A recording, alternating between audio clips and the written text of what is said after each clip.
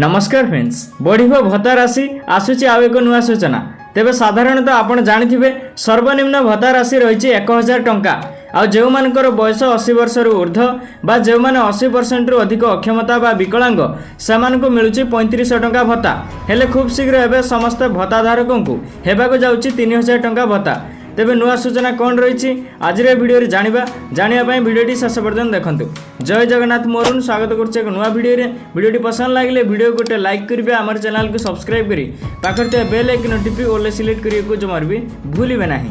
आपण मैंने जानिथिबे आम राज्य में मधुबाबू पेंशन योजना और ओल्ड एज पेंशन योजना विधवा भत्ता विकलांग भत्ता एमती बहुत सारा भत्ता रही जो साधारणतः सर्वनिम्न भत्ता राशि एवं 1000 टंका प्रदान करा जाउछि जहाँ पूर्व 700 टंका थिला एवं सर्वनिम्न 1000 टंका देउछन्ति सरकार।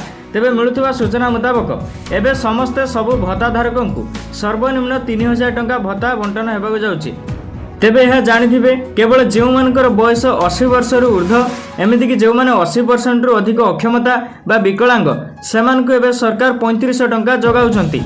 हेले खूब शीघ्र बाकी थिबा समस्त हिताधिकारी अर्थात एणिकी ओल्ड एज पेंशन योजना सेमानकु 3000 टंका मिलवा नहीं सूचना रही।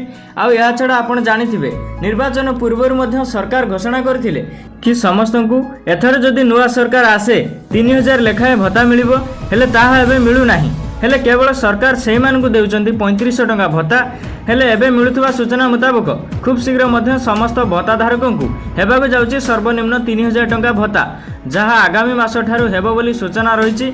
हेले खूब शीघ्र एने मध्य सरकार विधिवत भावे घोषणा करबाको जाउचंती जहाँ आपण जानि परिबे केबे ठारू बा केउ ठारू लागू हेबाको जाउची एई वर्धित भत्ता राशि।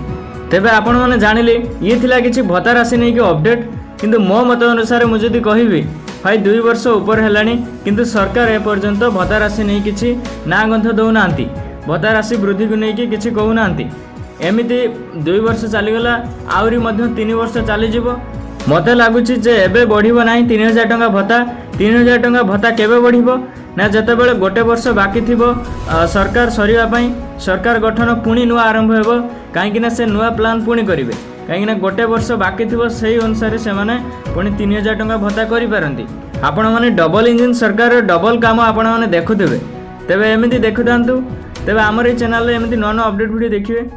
आउ गोटे कथा जो मैंने यूट्यूब रे क्रिएटर होउचंती बा हेबाकु चाहूचंती से माने आमर ये मेंबरशिप रे जॉइन हुंतु वीडियो पढ़िबा आपण माने केमिति ग्रोथ करिवे सब देखि नै परिबे।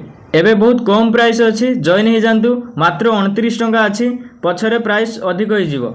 आउ आपणकर मत कौन आमको जणाइबे आमर ये चैनल को एवं सब्सक्राइब करंतु एमिति नुआ नुआ अपडेट वीडियो देखि परिबे। आमर ये चैनल को एवं सब्सक्राइब करंतु एमिति नुआ नुआ अपडेट वीडियो देखि परिबे। तो देखा आउ एक नुआ इन्फॉर्मेशन वीडियो रे सेते पर्यंत समस्त को जय जगन्नाथ।